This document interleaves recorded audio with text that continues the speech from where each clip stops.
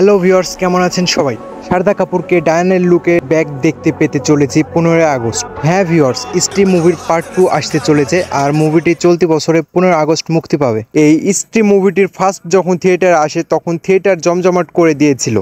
তো ভাবুন আপনি 15 আগস্ট এই মুভিটির সেকেন্ড পার্ট রিলিজ হলে কি হবে।